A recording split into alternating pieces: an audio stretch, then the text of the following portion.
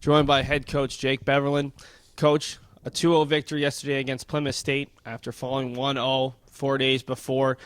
What was the biggest difference yesterday in coming away with a victory as compared to your senior day? I just thought we weren't complacent. We got three of our forwards back that were missing in the game.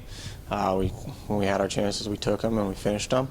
And we limited them to no real chances during the game. So I thought we had a good day, obviously. It's been a while since you played Rhode Island College. You played them in the first half of the conference season.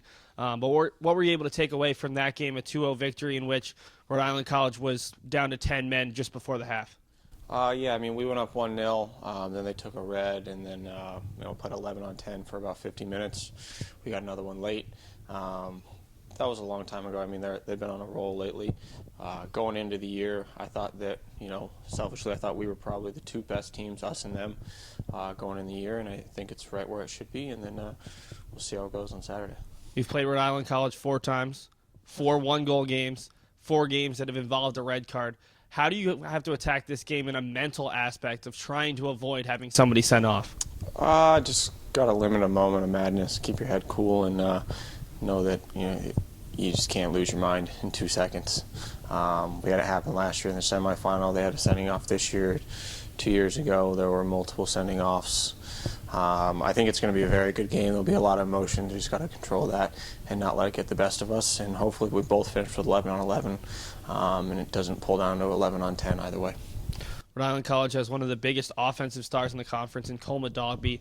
How do you need to defend him and keep him off the score sheet? Yeah, I think he's a very good player. As a kid I recruited, and we wish we had here, but we don't.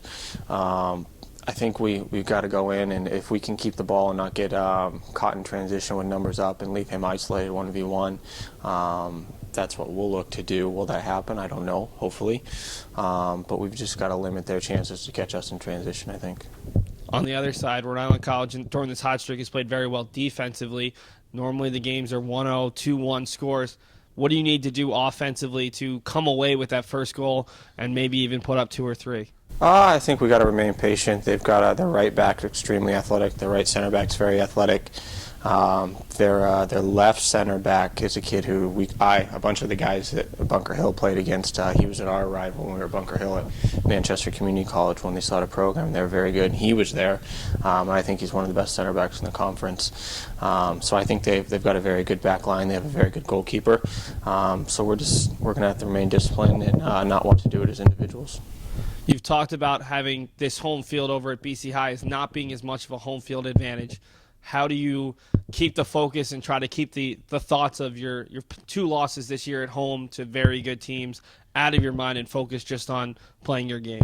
I mean, we haven't really thought about those losses at all. It's a final. It is what it is. We got to go out there and score one more goal than they do at the end, and they're going to try to do the same thing, and I think it'll be a very good game. Thanks so much for your time, Coach. Thanks, buddy.